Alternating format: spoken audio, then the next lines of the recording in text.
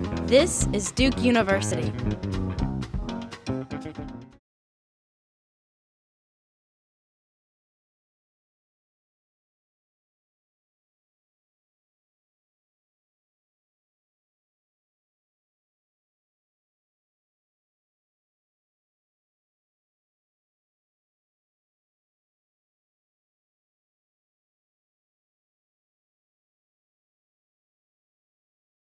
Welcome to the 2009 Duke Startup Challenge Elevator Pitch Competition.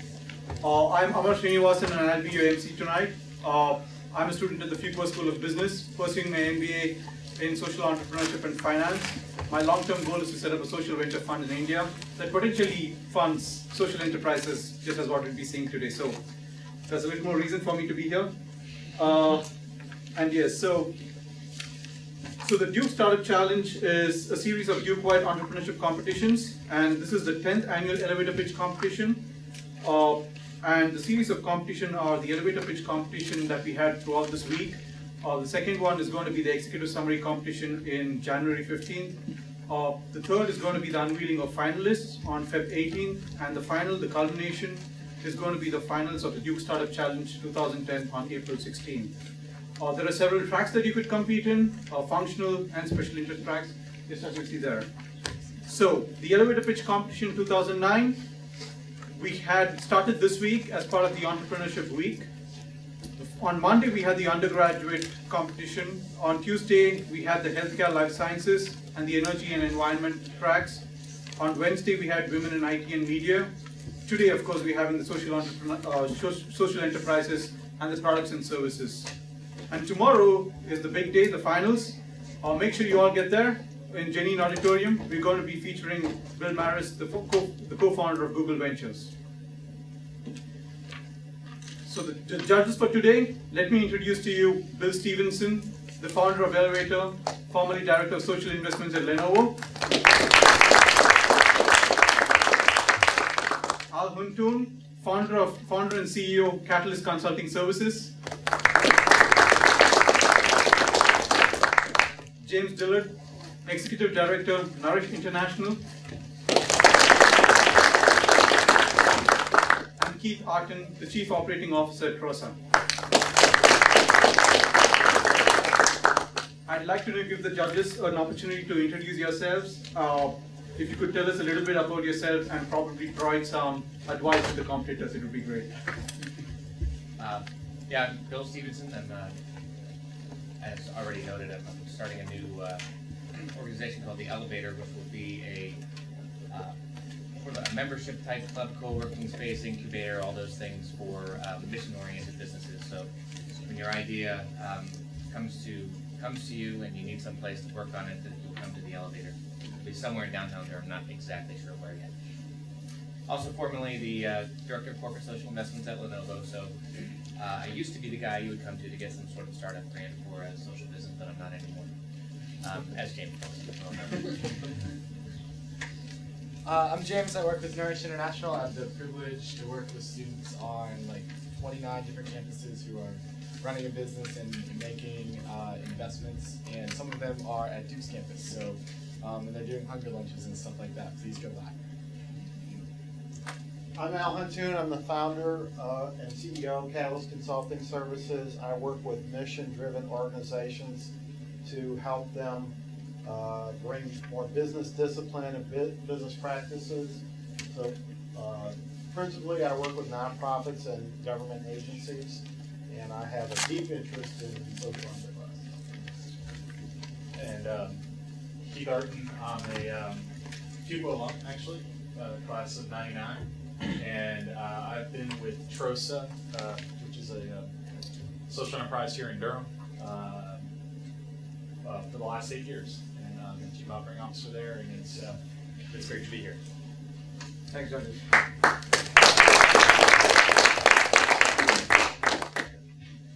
Before we move forward, we'd like to thank our generous sponsors for supporting the Duke Startup Challenge and Entrepreneurship Week. InterSouth Partners, a leading venture capital firm. Hughes, Pittman & Gupton, an accounting firm for startups. Hutchison Law Group, a law firm for startups. iContact, email marketing software. Square One Bank, a venture bank for startups. Wyrick Robbins, a law firm for startups, Intuit, creators of QuickBooks Pro, and Palo Alto Software, creators of Business Plan Pro.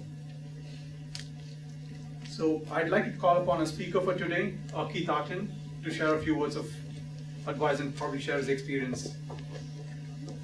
Thank you. So, do I need to talk to a mic or something? Oh, it's all right. Okay. Yeah. Anyhow, again, I'm excited to be here today, especially just seeing so many people who are interested in social enterprise. Even if this is sort of your first sort of attempt at looking into it, I think it's a pretty exciting field to be in. I especially like seeing students who are interested in it, because one thing I kind of want to get to and talk about is how rewarding and how exciting it is to work in an area where you really care about what you're doing and you care about the outcome beyond dollars and cents.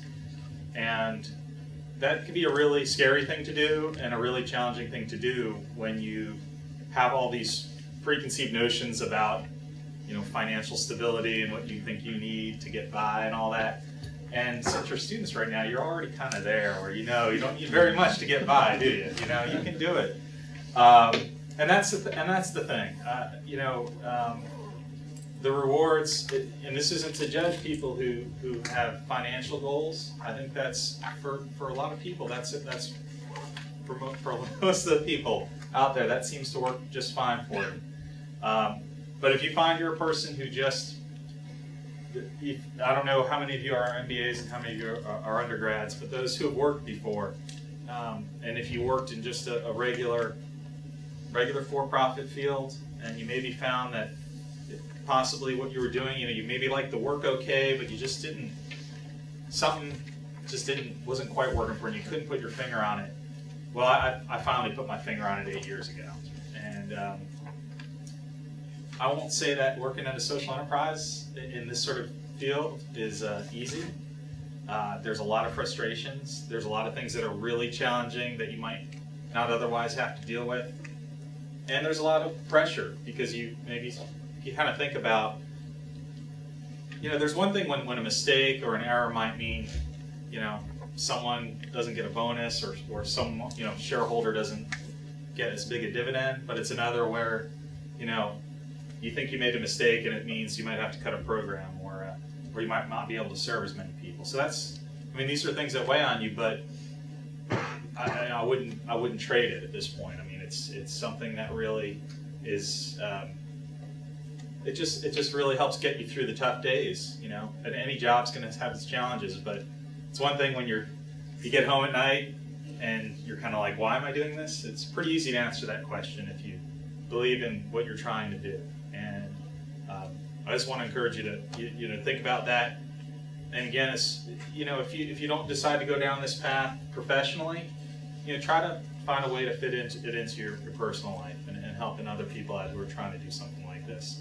I wish you all the luck in the world, and hopefully not just the winners tonight will go on to pursue what they've thought through and are going to present tonight. So, yeah, thank you.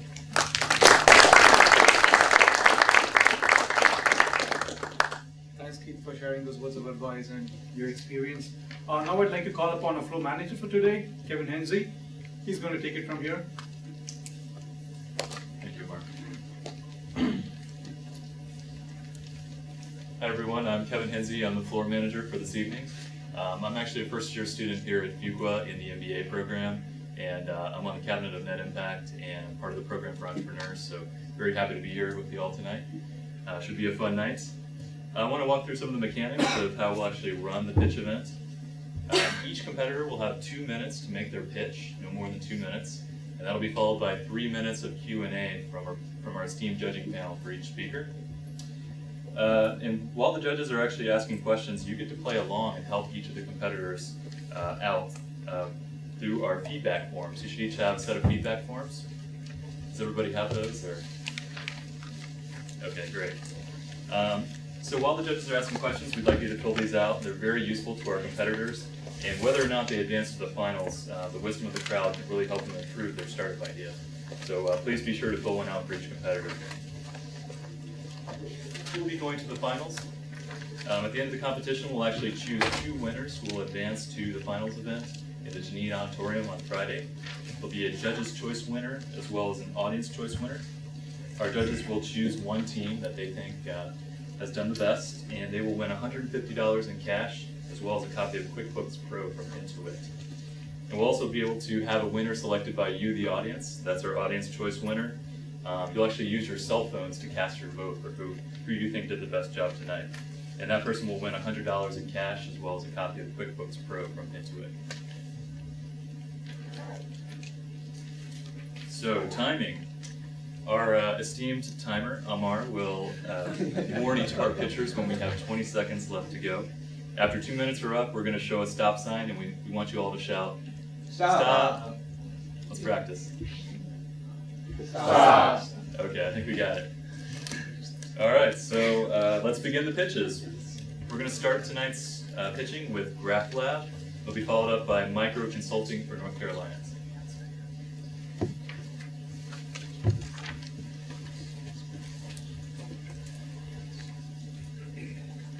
Good evening. My name is Amy Tai. While living in inner city Los Angeles this summer, I discovered that there are a lot of at-risk youth who seek to express themselves through art, specifically through graffiti.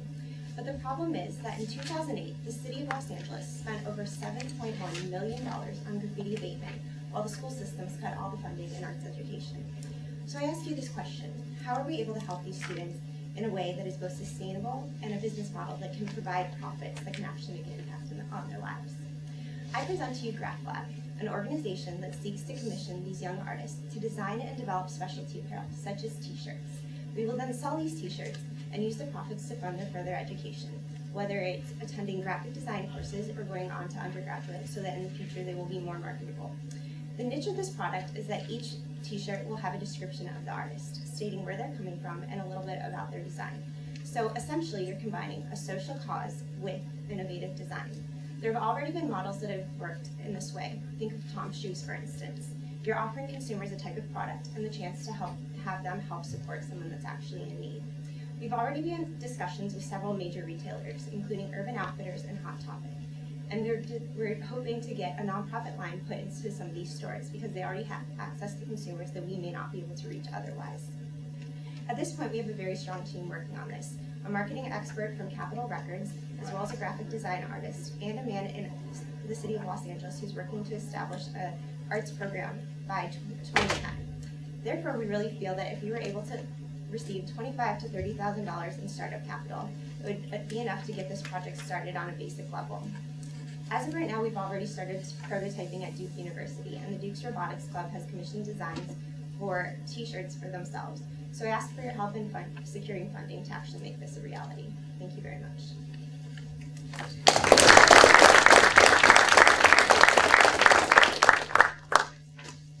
Tell me about what's the robotics thing? Sorry, I didn't catch that. What that was about. Yeah, what we wanted to do was just kind of gauge what type of work they could do when working under parameters. So I asked different clubs on campus if they would be willing to commission the artist to design a shirt.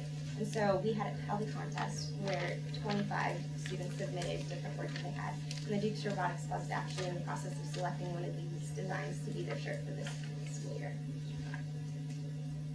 What would you use the initial startup funding for specifically? Do you plan on having like a physical space, art studio or something for folks to work in? Right now, there's this physical space that we're kind of operating out of. It's this legal area where they're able to do graffiti on the walls.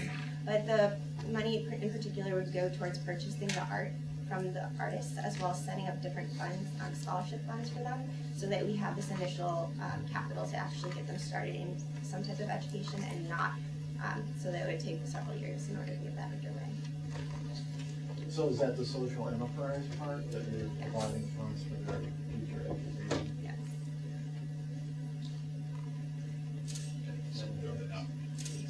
How substantial are your conversations with Hot Topic and Urban Outfitters? We've actually been talking to a wholesale licensor right now, and he's told us that if we're able to, by December, start submitting the initial designs, that he would be willing to pitch it to some of those that are actually doing the purchasing of the t-shirts at the moment.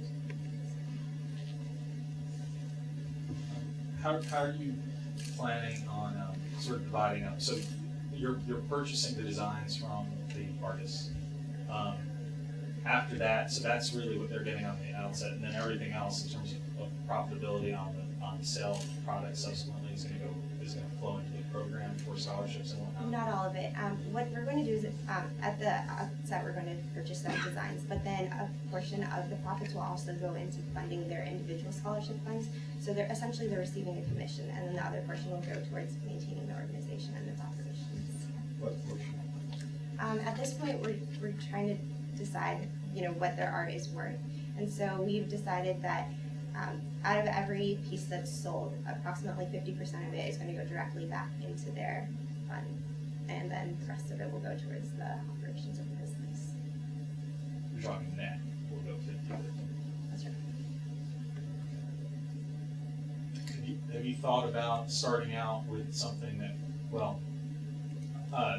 thinking about like manufacturing and distribution? Have you thought about working through channels that are virtual rather than like physical in the stores? Yeah, we're simultaneously going to have an online distribution system, and in the future, we've already begun talks with some music artists that are actually willing to endorse some of our work. So if they're able to wear the t-shirts and support the cause, then they're going to be able to spread awareness to a greater fan base. Does that mean something?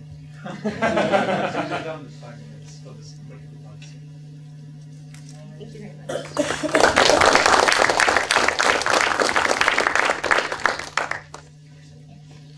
Okay, so micro consulting for North Carolina, and will be followed by Education Exchange Corps. Thank you. Hi, my name is Mike Adams, and I'm a co-founder of Micro Consulting for North Carolina. Our mission is to connect student consultants with nonprofits to create sustainable solutions and build technical skills. Nonprofits face a catch-22. In order to raise money and sustain their operations, they need infrastructure.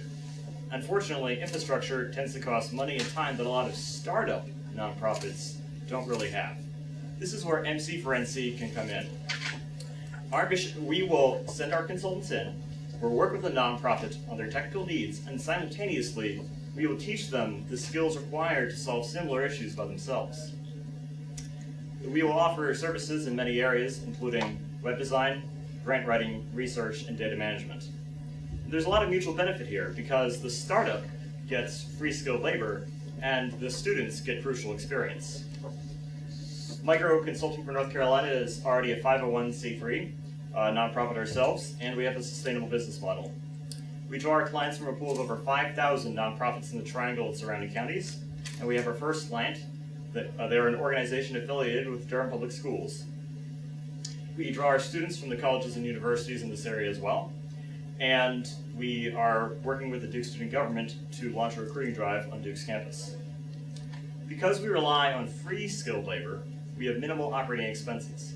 However, we still need your help. If you're a judge, then winning this track would allow us to win a copy of QuickBooks Pro, which we could use to train our students with. And if you're a nonprofit, or know of a nonprofit that could use their services, then please get in touch with us. And finally, if you're a student, please volunteer your time or help spread the word. Thank you.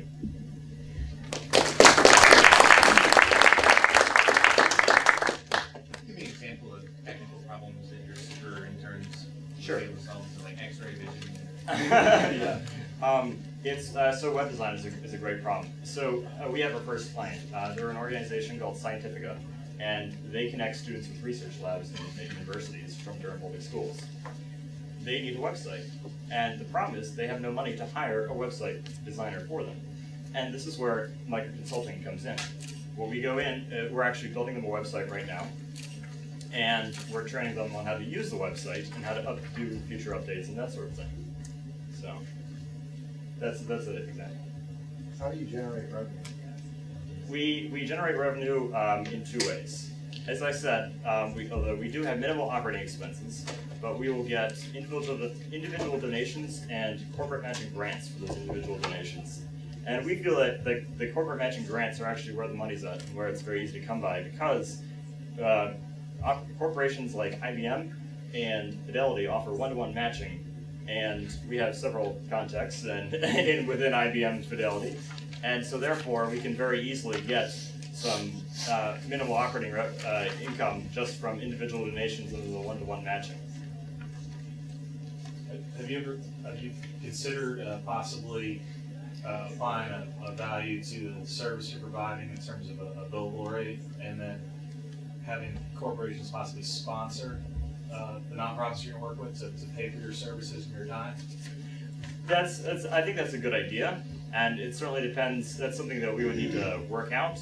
At this point, though, we don't intend to charge the nonprofits because the entire point is that these are startups. They literally do not have the money to spend on professional help. I think the point was to have somebody else spend that money. And I said, yeah, I agree that it's something we will look into, but I think that's great. Just FYI, I don't think IBM has that management thing anymore. It's probably I was employed by them up until just recently this past year, so I checked their website actually, so I'll need to check. I mean, I'll check again, but yeah.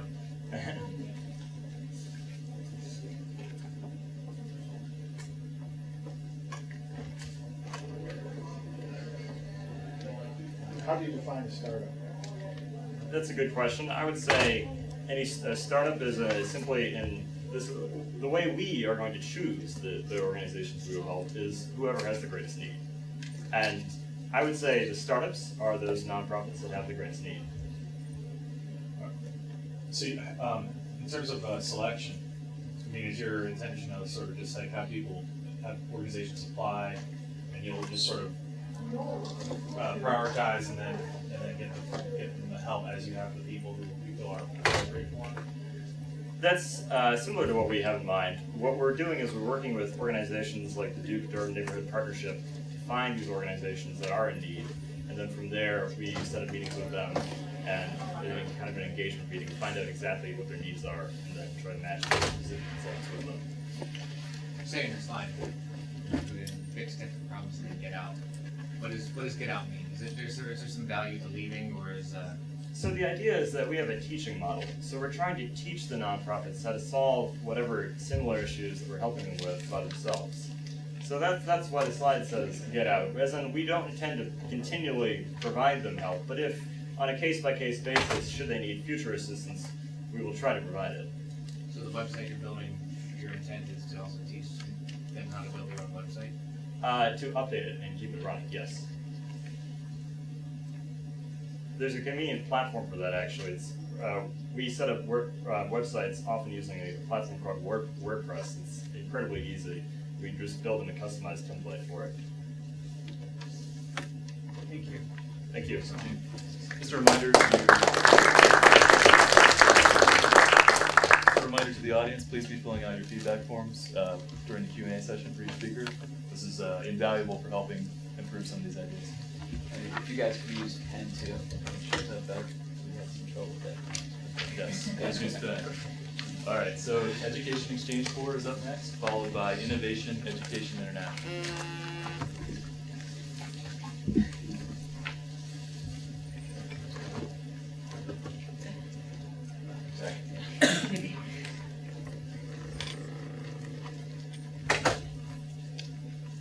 How you doing? My name is Elad Gross. This is my partner, Lauren Lee Houghton. We are the co-founders and co-directors of the Education Exchange Corps, a nonprofit organization that is currently active in St. Louis, Missouri. We work with colleges, school districts, and community members to provide more resources into the classroom environment. So we recruit local college students to work as either teaching assistants directly in elementary school classrooms or as administrative interns to work at district headquarters. But perhaps our most differentiating offering is our research program. We are currently in talks with Linkademy to provide an online platform that will allow researchers all across the world to come together, collaborate, and research issues that involve education policy. So far, we've started working on the service project, and you've probably heard of a lot of other organizations that do similar service projects like our own, so what makes us different? So first of all, no other organization empowers its members to conduct research into education policy. And secondly, we are an extremely flexible organization. We have both part and full-time tracks that allow more college students to get involved. And we also tailor our program offerings to meet the specific needs of the schools with which we work. Our revenue stream currently, the plan is to go with a consulting and a specialized press model where we will offer services to school districts and community members in need of the services and able to pay for them.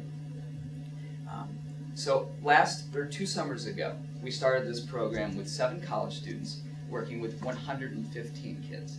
Last summer, we brought in 90 college participants to work with over 900 kids. And today, we're asking for $25,000 to continue ramping up that project. To give you some scope and some perspective, if this were a classroom in St. Louis High School, only this half of the room would graduate and receive a diploma. The reality that these children face is a tragedy, and we ask you to help us fix that reality.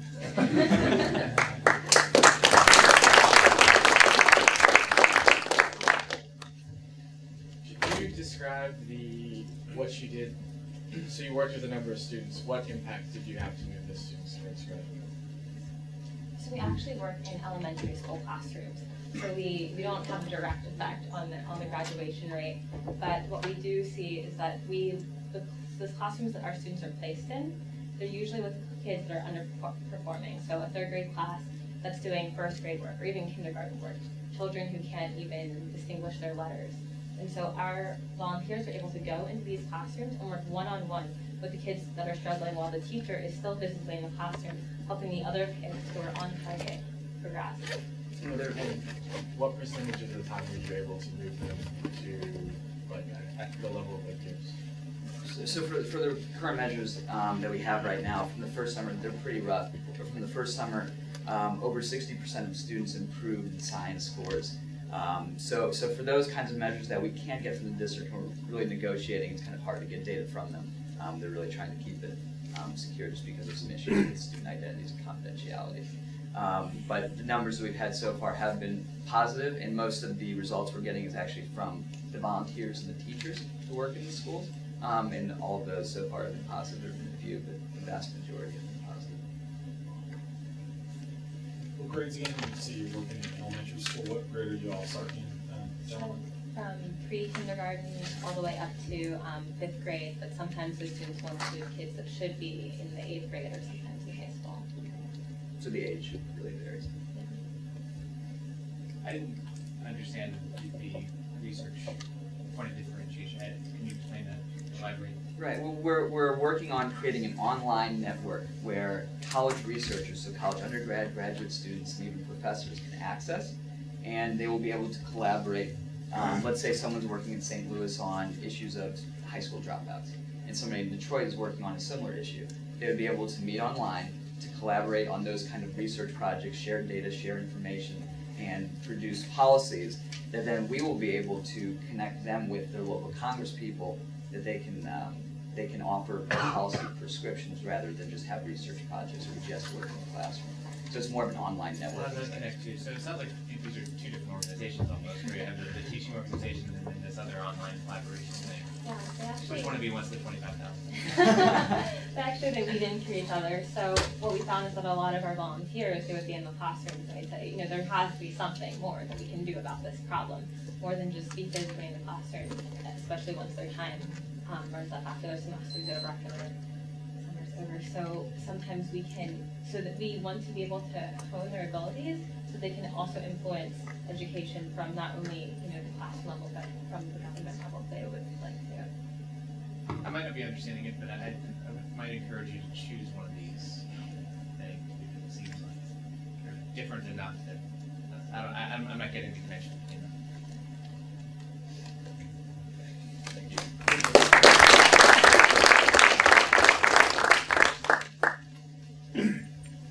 Next up is Innovation Education International, followed by Prevents Health Insurance. And remember your feedback for us. In 1981, the World Bank found that half of Sub-Saharan Africa lived under a subsistence level poverty line. Despite the billions of dollars in aid that have been poured into Africa, this hasn't changed.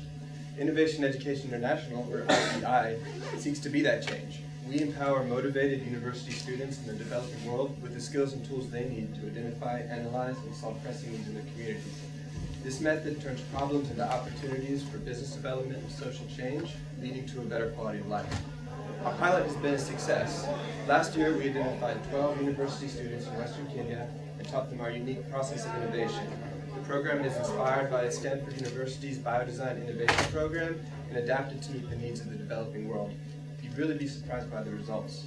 Over 400 needs were identified, and students came up with innovative solutions like a solar-powered incubator for chickens, and also a low-cost organic fertilizer. Furthermore, 2 Kenyan students that excelled in the course are being trained to deliver the content, and our next class begins in January. Our team reflects our strengths. I have about 4 years of experience in East Africa working with rural entrepreneurs at a grassroots level. We also have a lot of MBA students working with us with skills in education, with skills in nonprofit and development. And we also are sponsored by Dr. Joe Knight in the back, who is a Stanford Fellow and PhD, who designed the initial curriculum. And we have 2 Duke professors here that are also mentoring the program. II aspires to scale globally, and to do that we need funding to develop training and e-learning modules, and also to develop strong relationships with education organizations, NGOs, and government agencies. We believe that the people who can best solve the problems in their community are those that actually live in that community, and our goal is to empower those people to turn their problems into changes for a better world. Thank you very much.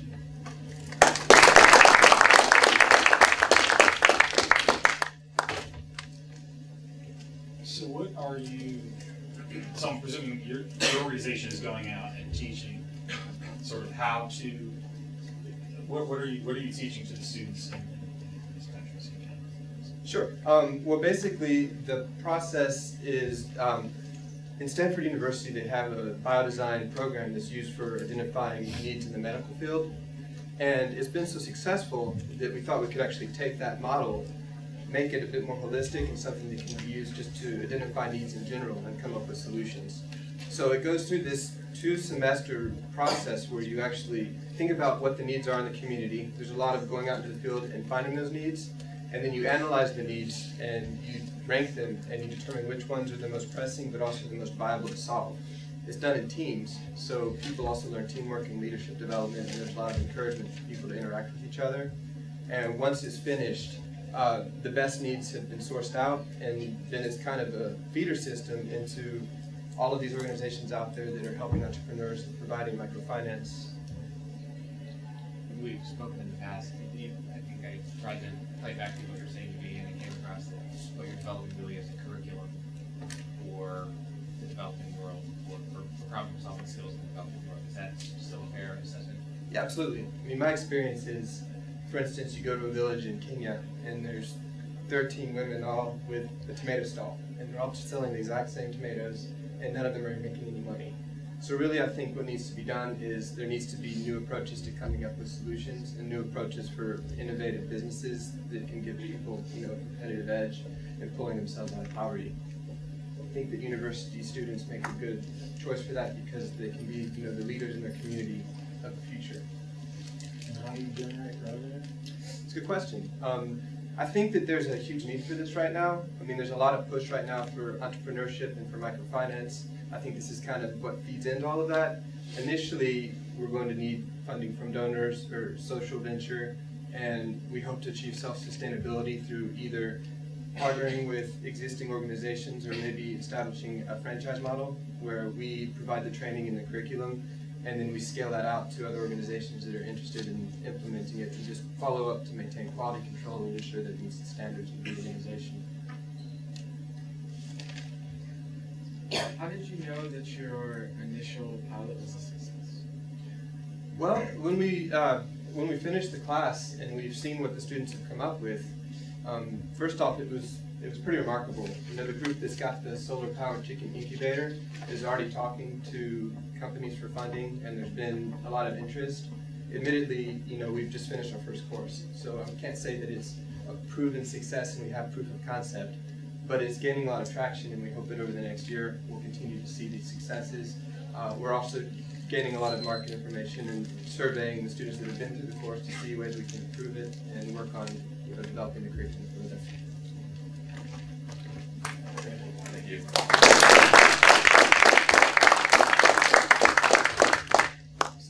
actually had a small change in the schedule. E-Critty will be up next. And just a reminder to the audience, please, while the speakers are pitching, please do not leave the room during that time, but if you need to leave during the Q&A, that's fine.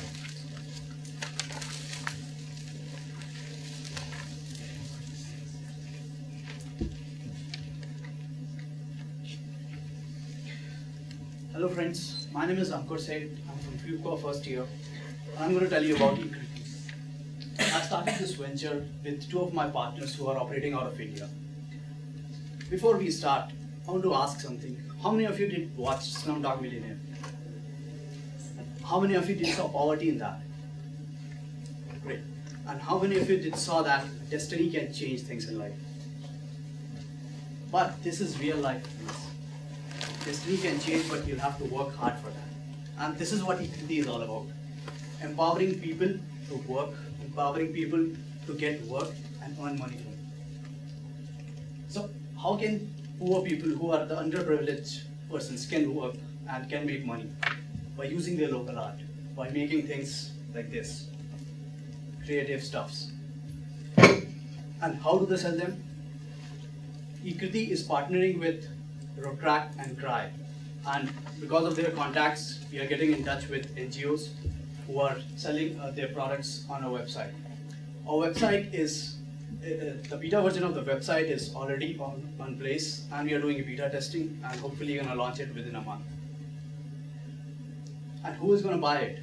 People like you and me, and we are specifically targeting a niche segment in corporate gifting. Every corporate has a social corporate responsibility wing, and we are getting in touch with them so that we can have exchange of goods with them. And the third point.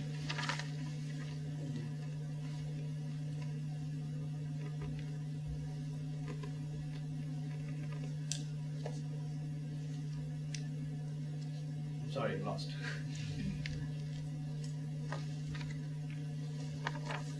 That's my pitch.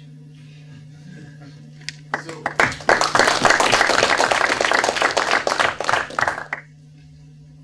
I think I know the answer to this, but what is your primary revenue?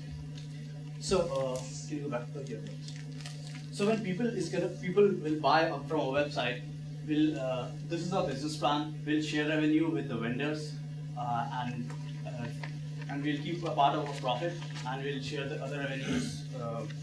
And making up ads will be, this is how we'll make money.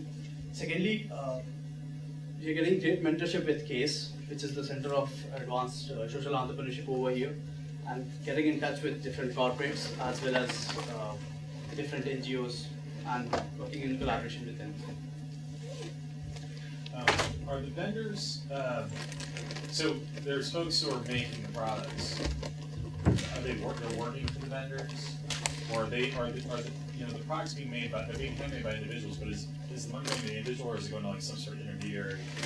So money goes to the NGOs, and the NGO pass on to the people who make it.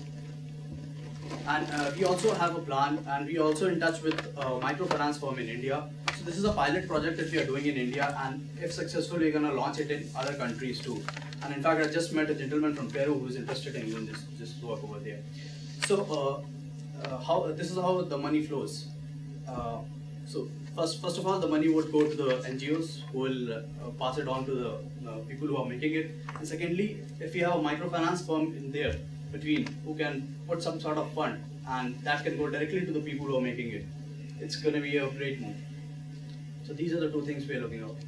Do you have some sort of requirements for the NGOs of what wages you are, that are applicable for this sort of work that people do, or is it just you're sort of counting on the NGOs to have the people's best interest? Are you talking about the credibility of NGOs?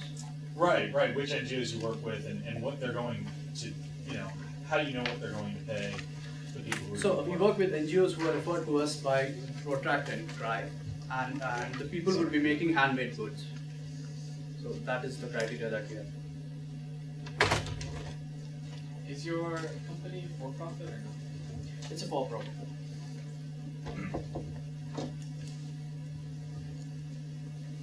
Can you take me through the flow of goods? So it's like an online 10,000 pages. That's fair to say, correct? But so are you thinking of shipping internationally or locally, or who's moving by, where will it ship? Well, right now, our focus is on India. The pilot is done on India because the operational cost is less and we can easily connect to people over there. With 10,000 villages, in fact, I'm having a talk with them so that we can leverage this connection. 10,000 Village and art.com, these are two places which I'm in talks with, so that we can leverage this connection to actually not fight for the piece of pie, but enlarge in the pie.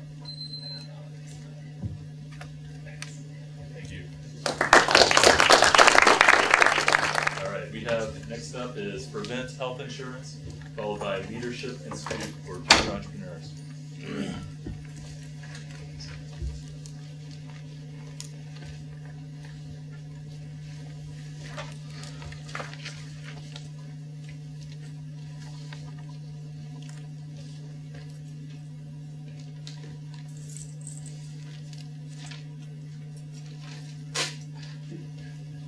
Q. Hi, I'm Alakai Barclay, and I'm not an international student, but many here at Duke are. And upon coming to America, international students aren't greeted by Lady Liberty anymore. They're greeted by America's obesity. And I could shock you with a bunch of statistics, but I'm sure you're well informed and know that the statistics are staggering. You can ask your international friends if you need to see how they felt when they came and what they were surprised by. And this relates to another prevalent problem, which is our rising healthcare costs in America. This problem perpetuates the rising cost. It's part of what creates it. And not many are arguing that healthcare costs are a problem. Don Taylor, to paraphrase him, he's an expert in this subject. He says that if we do nothing about our healthcare system, that we're going to doom our healthcare system to disaster, and that anything would help. And our spiraling costs don't even have the merit that they should deserve. They don't relate to statistics that show us having the best health care. And as founder, I'm asking for your attention, please, because I Prevent Health Insurance, which uses a radical cashback incentive through partnership with gyms to help consumers live a healthier lifestyle, and thus guaranteeing a lower payout for the company. The two things that this would mainly go towards are lower health insurance costs, while more importantly improving overall health of America. For a practical explanation, the consumer would pay regular premium, goes to the gym for a minimum of 45 minutes, and on the way out would receive $10 cash. This nullifies the excuse that even going to work, I can't go to the gym because I have to go to work, because going to the gym would be more profitable in many cases than even going to work. And there's a huge market for this. The House bill that just got passed allocates $1 trillion.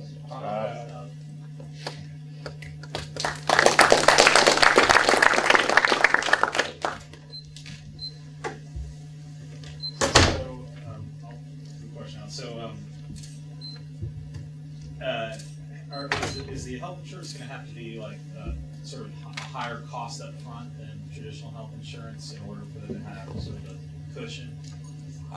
That's not even necessary because of the huge health insurance companies use 20% of their premiums to pay just overhead costs, and so it would be the prices are to the degree that wouldn't even be necessary. You could just charge the regular rates, and you just catch it from there. And is the theory that there'll be reduced claims because there'll be less expensive procedures because people that are in this room will be healthier? Yes. But the improved health is based on gym membership and gym attendance, or gym going in the gym door and out the door 45 minutes later. Which nutrition or anything else. Which sounds trivial, but is a major step in that the gyms that we be working with, you be working to help them promote overall health. And if you're going to the gym, you're going to need the necessary energy. You're going to be motivated to eat better, and it'll definitely promote overall.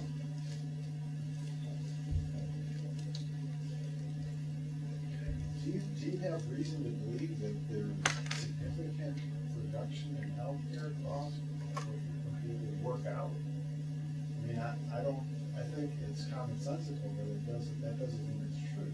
it's definitely like it's unquestionable empirical fact that if a person goes to the gym, say 3 times a week, that's like $30 that they're getting a week, and that their health would be dramatically improved. Especially in this program, I plan to also initiate it through schools, especially starting in colleges, since it's a lot smaller environment, and to start that and from starting from there, the long-term benefits are dramatic there.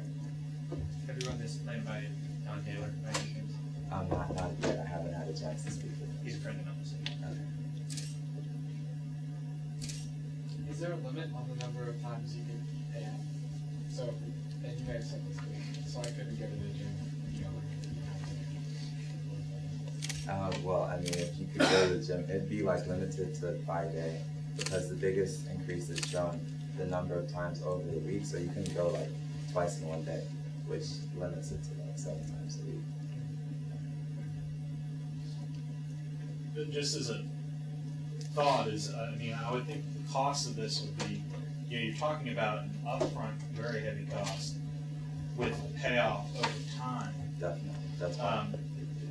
A possible, just a thought, speaking on the model, is possibly that if you're tying, are these health clubs tied in with the insurance company? Like, are they partners in this, or is the insurance company just working with just choosing the gyms that they think are good? Well, we would look to start our own gym branch eventually, because that would, of course, decrease cost. But but we start first with partnerships with other gyms, and the House bill allows for subsidized. The government's pouring like $1 trillion into subsidizing healthcare, and they would definitely look at our program as favorable, seeing that we work with a lot of their departments, like the Department of Health and Education. Thank you.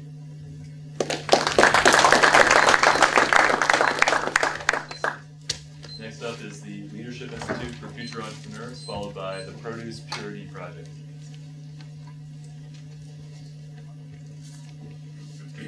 Everybody who's here, please remember to fill out your feedback forms. Thank you. Access to entrepreneurship and financial literacy training are 2 key indicators for social mobility within a community. And yet, here in Durham, 2 out of 46 schools offer such training. My name is Abhishek Pant, and I'm the CEO of the Leadership Institute for Future Entrepreneurs, or LIFE.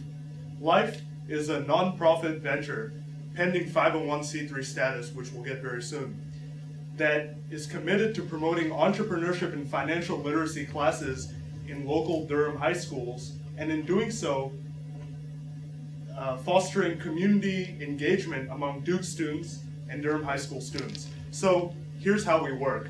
We connect with local community leaders in Durham city government, and assess what some of their institutional needs are. We've talked to people who work with crime prevention, people who work with waste management, and we figure out what some of the community's challenges are. We then work those situations into our hands-on curriculum, and then start to get the kids thinking about applying entrepreneurial methods to solve the city's problems. Our curriculum has been endorsed by the North Carolina Council for Economic Education and has been developed with significant input from our advisors, including an urban Chicago public school principal, as well as Duke professors. We are currently in operation in the North Carolina School of Science and Math, with plans to expand next semester to the Holton Vocational School. We've also contracted with the Durham Parks and Recreational Services to provide them with an after-school activity curriculum related to entrepreneurship for their middle school students in their after-school programs. We are run exclusively by undergraduates. We have 20 undergraduates in our base, as well as 5 undergraduate consultants, and we're requesting $1,000 to fund our expansion to the Holton School for next semester. Thank you. Is this part of the curriculum, or is it all after-school stuff? This will be all after-school stuff. So we've actually toyed with the model of actually going in and delivering a curriculum every day. But right now, we don't actually have the capacity to do that. We're run by students all volunteering their time. right now, the model that really works is an after-school program. Yeah. We've talked to Chris Gergen. We're not actually working with him, but some of his life entrepreneurship training is actually incorporated into our curriculum. More than that, he's leading a full city forward initiative that's doing something, trying to do something very similar. So that brings up a point. What other organizations have you worked with? You mentioned you principally in schools, but any other nonprofits? Yes. So we're currently looking at a partnership with the Emily Krzyzewski Center, which does a lot of work with middle school kids, primarily middle school kids. And they have a base of really motivated kids from primarily disadvantaged backgrounds. And we are thinking of working with them to provide sort of a curriculum for them. We're also looking at a partnership with a group called Seesaw Studios, which does arts work. It teaches artwork to the kids, and we're thinking of coming up with a marketing curriculum to have them be able to then sell their art. So the curriculums that we develop, it's not one size fits all. We actually do a lot of work with the school beforehand to figure out what some of their high-level needs are before we go in. I mean, I can guarantee you we're approaching the Holton School, which is an urban Durham vocational school, a lot different from how we're approaching the North Carolina School of Science and Math. But that's where we get trained. I mean, none of us are getting paid, but we're getting something really valuable. And that is that we get the experience in going in front of a group of people that we don't know, a bunch of students, and being able to generate ourselves and deliver the curriculum. And it's that training that has sustained our membership and led to our growth. So is it all volunteer? It's all voluntary, and we've sustained 20 members doing it. So I think that our members are getting something really valuable out of this. Otherwise, I don't think they'd stay. Do you plan to scale this beyond Durham at any point, or? That I think, I think the model of I would like to. I think the innovative model that we bring is this idea that internally we're a training organization.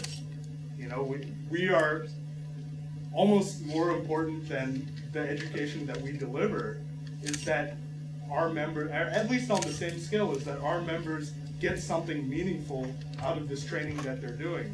And I think using that as a model for this not-for-profit could go further. Thank you very much.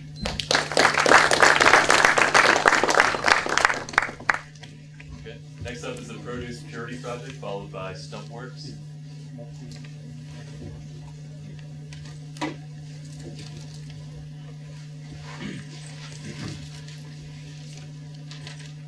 Hi, my name is Stephanie Cruz. I'm a first-year MBA student, and I'd like to tell you about the Produce Purity Project, a nonprofit bringing health and hope to the women of northern Afghanistan through chlorine. It's like Mr. Clean on a mission. Now, before business school, I co-founded an education and community development nonprofit in Afghanistan. And pictured here in the center is Najibah, one of my star students.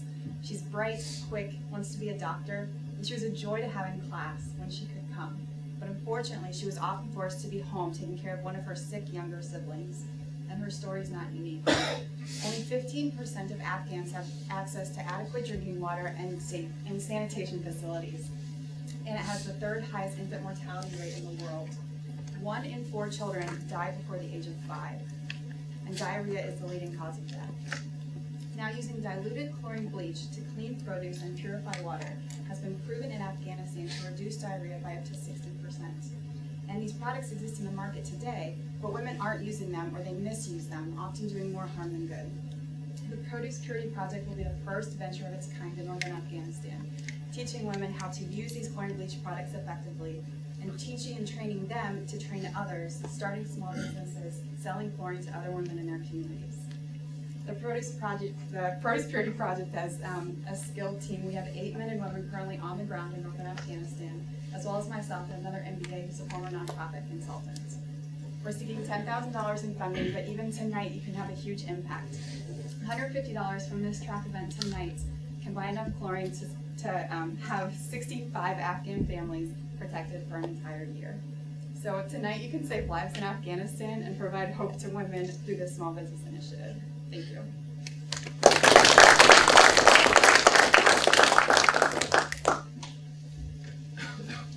So your organization primarily is a way to get chlorine there and then train people how to properly use it so that when they're selling it, they can teach people how to use it. Yes. Something particularly difficult in Afghanistan is distribution channels.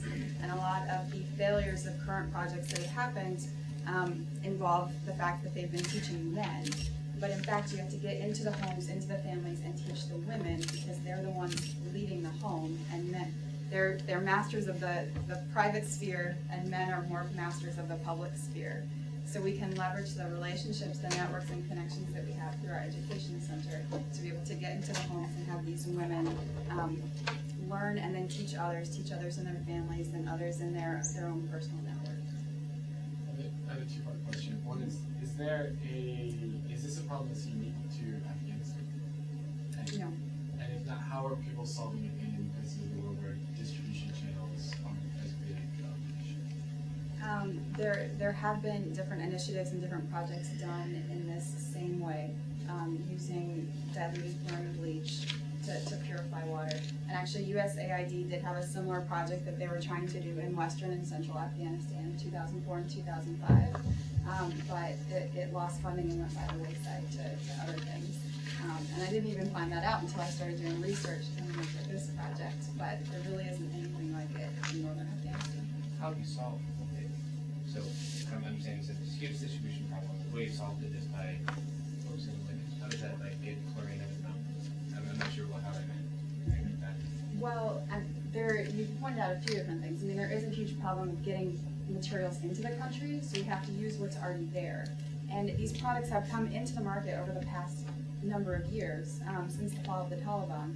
They're being produced even in the country, but they're not popular and they're not being bought. They're just a side item on the stock shelf. And so the market there, not a distribution problem. Well, I guess distribution more than peace. Yeah, but they are both problems. How are the women going to actually get the stock?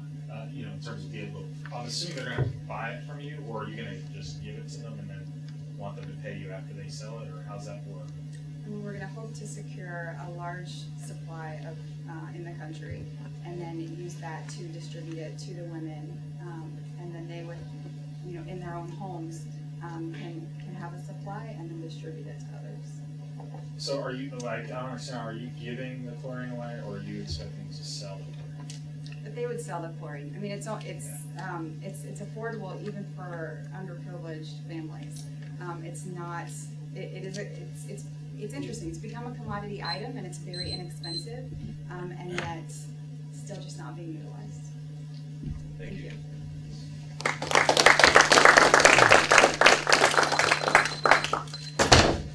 Next up, we have Stumpworks, followed by Suyana Remote Hotels.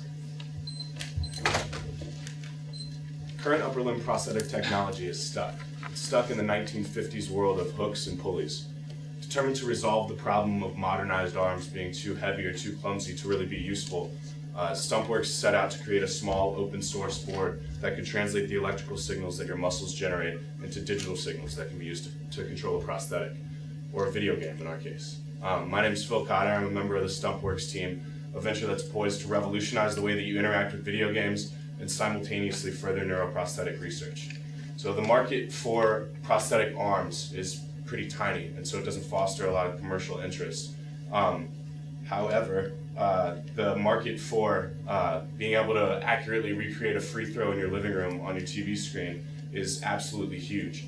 Our existing and functional board will allow us to fully engage the over $621 million video game peripheral market, to use the power of open source R&D, and to provide returns in both funding and technology to other prosthetic projects. Our plan for success has 3 phases. In the first phase, our fully equipped board is going to be marketed to colleges and universities who currently pay large sums of money for pretty similar signal processing equipment. In phase 2, video game developers and publishers are going to be targeted, with our polished software developers kit. And in phase 3, the games that have been built around our refined controller will finally hit the mass market. It's a market that's proven to be tremendously receptive to peripheral-driven titles. Guitar Hero 3 generated over $1 billion in sales. So Stumpworks is currently seeking funding through loans and grants and other socially inspired investors. Returns will initially be made in a way more immersive and kind of revolutionary gaming experience, but eventually the downstream effects will, through partnership with the Open Prosthetics Project, will be better prosthetic solutions for amputees everywhere. Thanks.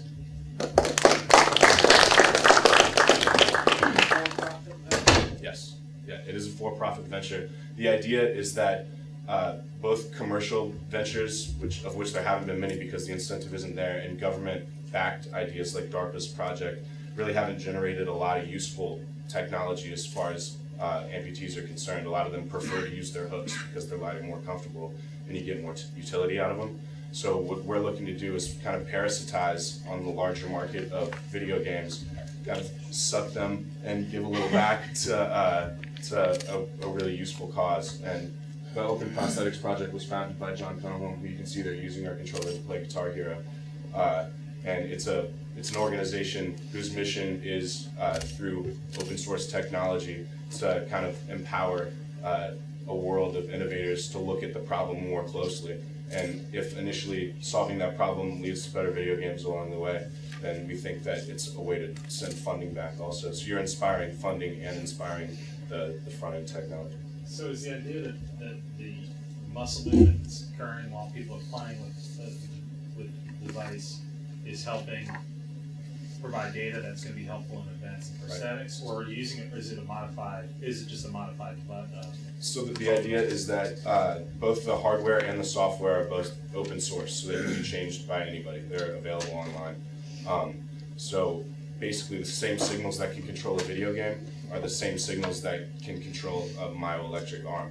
So by furthering both the hardware and the software on this end of things, it'll allow for those myoelectric arms to become more functional essentially for these guys, so they don't have to continue to use the hooks that most of them find themselves using now. Are you concerned about your ability to be profitable using open source technology? Not particularly. We have a working board right now, and no one else has been able to create a board this small and be able to produce those kind of results. Plus, we have the 2 co-founders are on our team, so they're pretty much in the best position to kind of move the discussion and move the technology forward. So not only is it not, at this point it's already been published, so the plans are already out, and they've been out for over a year, so it's no longer patentable. So that would mean that another company could move in and steal our technology anyway. Our profit plan is to partner with some kind of video game developer or publisher and be able to help them mold the technology so that we can sell a video game and then make royalties on that through licensing agreements with them. To be clear, you have no intention of advancing prosthetics to create new prosthetics, right? Your intention is to create the brain of the prosthetic, essentially. So what we have here is a way to translate the signals from your body into digital signals, and those digital signals can be interfaced with some sort of prosthetic down the line. So but you don't intend to do that. Correct, but what we do intend to do is provide funding to those kind of projects we do. Right now in our financials, we were allocating 25% of our revenues to get pushed back to the Open Prosthetics Project, which is an organization. Okay. Of revenue, right? Not of profit. Correct. So you actually are going to be an on-top organization? No, we hope not to be. So we think that because the video game market is so big and this type of technology just hasn't been seen before, really. Everybody's used to using their thumbs to play a video game. So we think that people will really be chopping at the bit to try and get a hold of this. Yeah.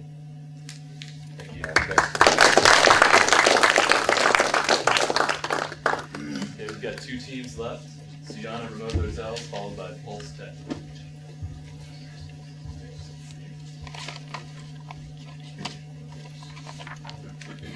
Hello, my name is Martin Romero, and I'm an MBA and Master of Environmental Management student here at Duke. I'm also the co-founder of Suyana Remote Hotels. I'm here because I have a passion for travel, adventure, and a dream to make a difference. Please picture this. A remote mountain village in the Andes, overlooking a deep valley with jagged snow-capped peaks in the background.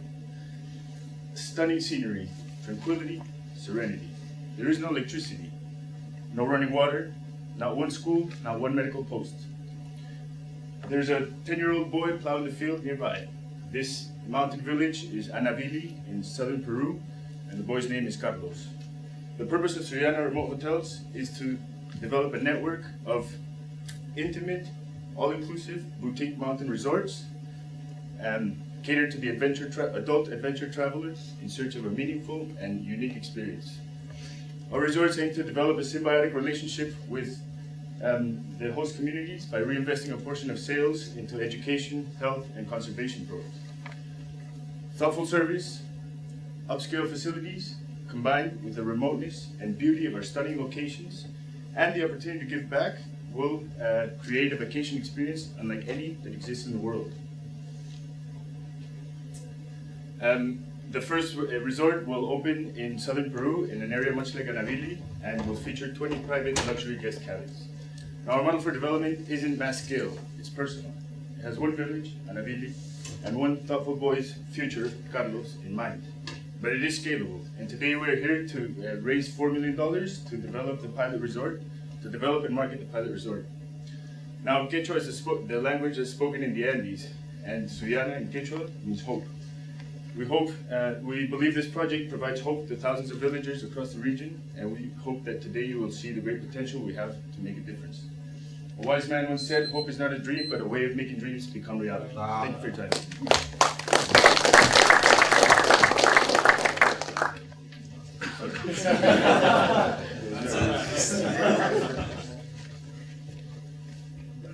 So the opportunity, you said the opportunity to give back.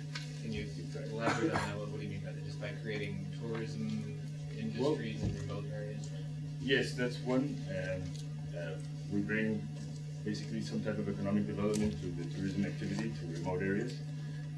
But also a portion of our sales, as I mentioned, 10% of sales will be reinvested into health, education, conservation programs. So this works two ways. One is the feel-good factor, the opportunity to give back, but it also ensures the sustainability of our lodges for the long run, because we're training and developing the future leaders that will manage and run the resorts, but also the peripheral services at the resort that is fun.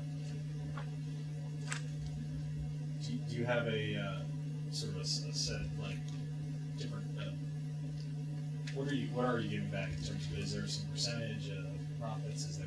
So 1% sales, 1% sales. And by not making it a factor of profits, then there's no way that the hotel manager can gain the actual profits. It comes out of the top line. Are you concerned about the maybe involving tourism, or like the people who live in these communities there? It just feels weird to attach. That's in a way. Is that making sense about the area? I see what you mean, and we'll definitely, that comes into the initial design of the hotel, so we're going to look for the right conditions in the village. I know this type of project is not it's not a model for development for every village, and there has to be certain conditions, like local leaders that are willing to take part into something like this, or that have already shown some kind of initiative to invest in tourism and see tourism as a corporate development. And definitely local leadership is key, because they're the ones that are buying in and need to mobilize their communities. How are you dealing with accessibility issues? Is it all just tied in? Is that just all part of your? It's a package tour, so it's an all-inclusive, and I know the average is $500 to $600 a night. It's an upscale experience. See the picture in the middle. So it's tied into transportation. We locate 3 to 5 hours from the nearest airport, so that you ensure that remoteness factor. But you know, the whole way will be in upscale, nice vehicles. What's your project? How long do you think it's going to take you to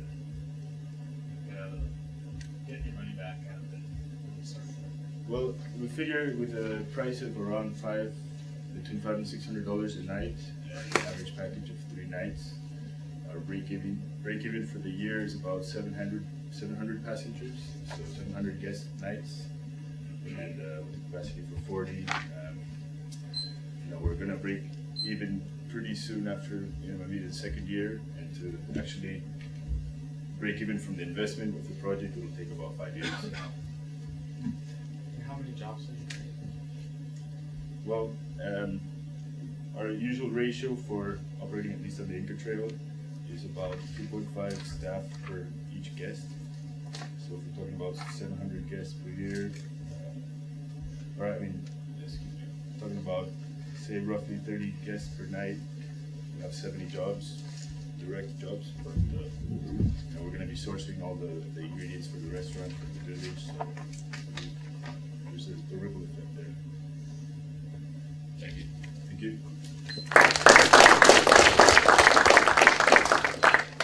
Alright, our final contestant for the evening is Pulse Tech.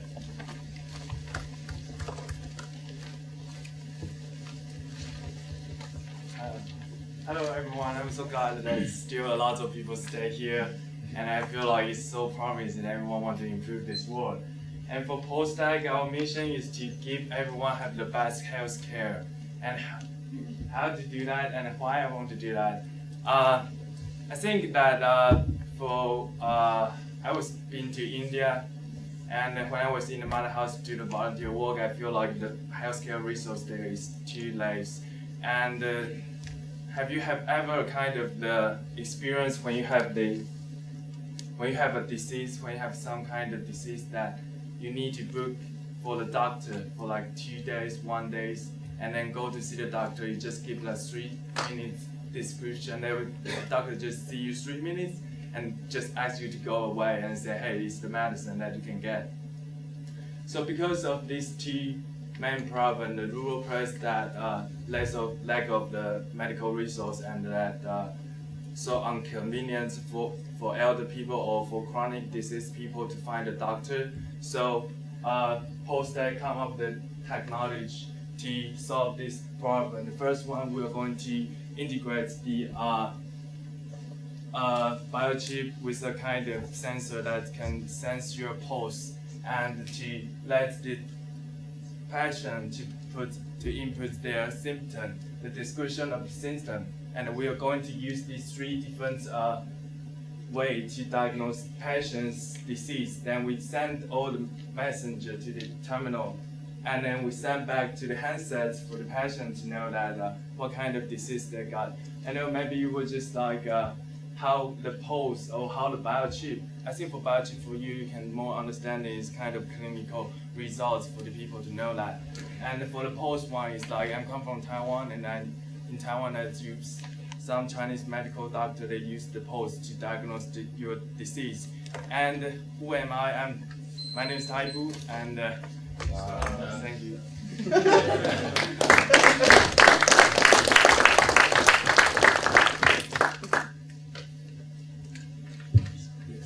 So, is the product, can you get prescriptions out of it or something? Or is it something that requires, that isn't available over the counter that you're referring to doctor? Is that more the way it works? Is it a product? You want me to describe the product again? Yeah, well, no, I understand the whole system, but yeah. So like, let's just say I have, nothing serious, but like say I had an upper respiratory infection a few weeks ago. I had to go to the doctor. I knew that that's what I had. I was coughing, I could feel it in my chest. Yes. I had to go there, but a prescription is required for antibiotics that I needed to clear that up. Yeah. So I can't get antibiotics without going to a doctor. Would this thing just sort of tell me what I kind of thought I already knew and just sort of confirm it, or would I be able to get some sort of meds through it somehow? Well, yeah, and would it be for use in the United States? That's the first question. Yeah. This product will be first launched in China to solve the rural place problem there, because they were going to reform their medical system, and this one will be like for the rural place people can have more chance to access the healthcare resource. And in China, that the people still not, like the government don't really restrict that this kind of diagnostic.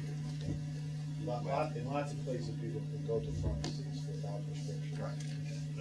We tend to have a very restrictive healthcare environment in the United States. Yes. And when if you were to call a doctor's office or get a nurse, I don't care what symptoms you were feeling, they would tell you that would be a problem, obviously, for application in the US, but other places, not so much. Do you have some sort of database already in place which combines the kind of the pulse information with symptoms to give a diagnosis? Now we just to cooperate with Chinese medical doctor, but it's still not synchronized. It's needed 1 more year or 2 more years. We still need to figure out that how precise can to diagnose people from the pulse, and also with the clinical kind of from biochip. And the biochip that technology now is still developed. And and with the symptom, we think that we can do diagnostic for the basic kind of disease. We cannot exchange the doctor's role in the whole system, but we think that for the rural place, that is already enough for the people to solve the healthcare resource system problem. So you're looking at this application in rural areas in China, and so I'm not familiar with Chinese society at all. So would there be access to 3G or wireless? Yeah, there is in rural areas. Yes. In China, it's actually they use more mobile phone than they kind of. Yeah.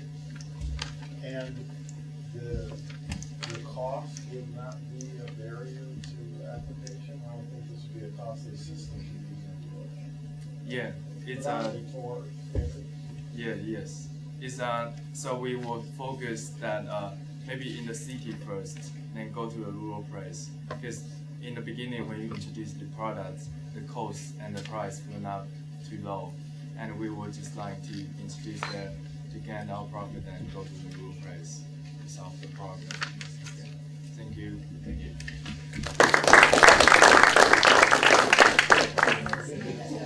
So guys, just while we're waiting for the judges, I think there's obviously the pitches here were fantastic, so I'm sure they're having a tough time in their deliberation. So for those that don't know me, I'm Steve Powell, I'm one of the co-presidents of the Duke Startup Challenges here. First, I just want to congratulate everybody and thank everyone for pitching tonight. I thought it was great. I thought all of them were fantastic. And obviously we,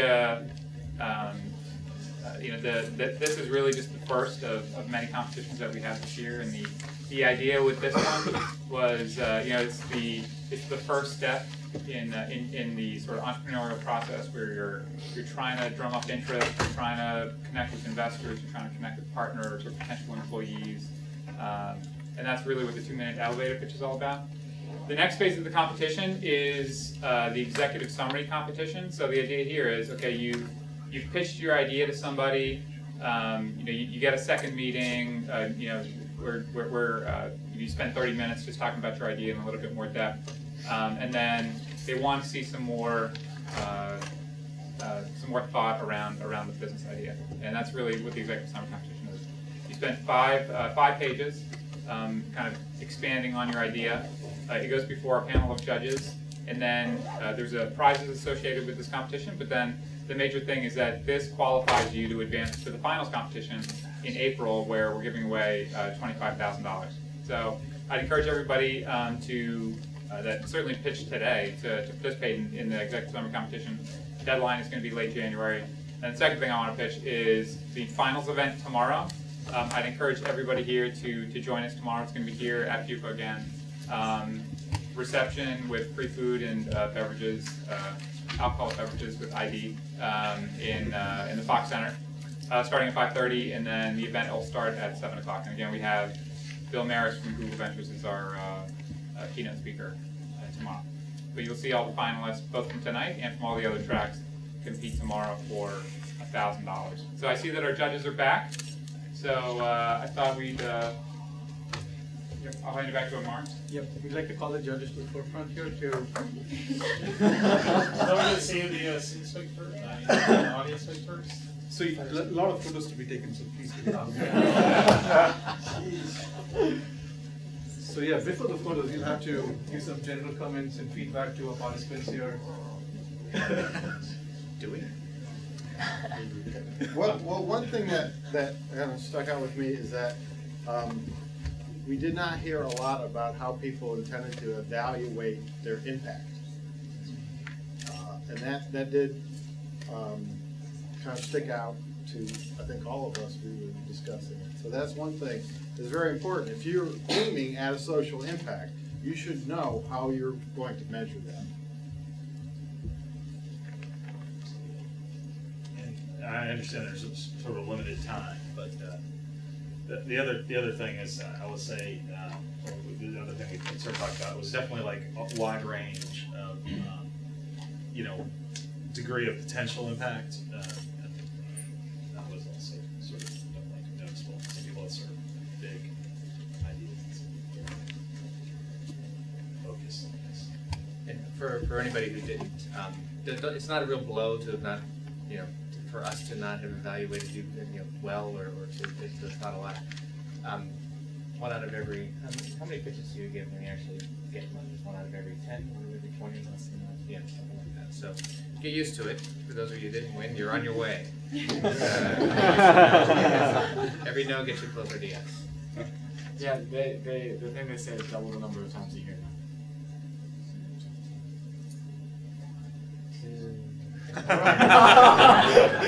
Okay, I'll hand it over to Kevin to.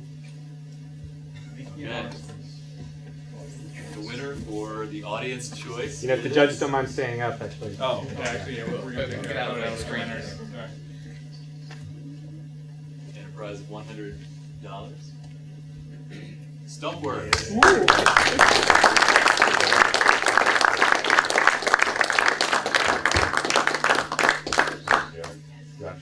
Taking a quick picture, yeah. If the judges don't mind coming in too, even though it's audience choice, we're just taking a picture with all of you. Yeah. Great.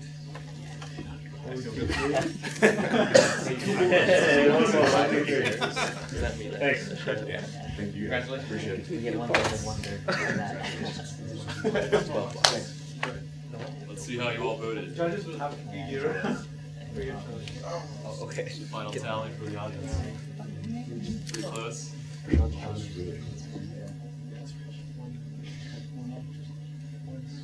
One last reminder for the finals event, please join us 5:30 p.m. on Friday tomorrow in the Janine Auditorium.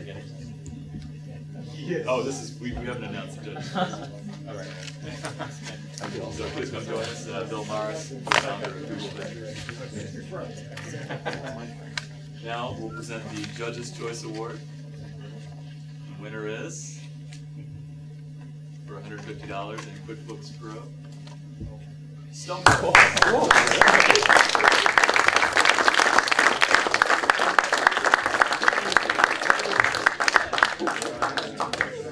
Well, we'll take another picture. It says judge's choice. So I can either Photoshop it in, or we're going to take the picture. So we're going to take the other picture here.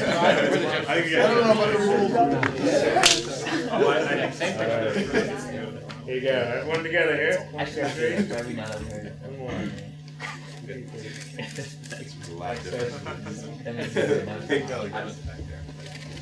All right. Good game. We have a second winner because the audience choice and judges' choice were the same team.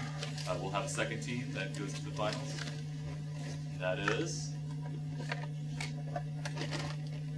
the Produce Purity Project.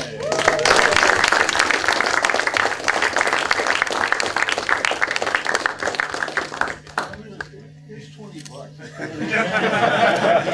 Yeah, because there are like 64 women who can. That's right. That's right. All right. 1, 2, 3. More. 1, 2, 3. Take that.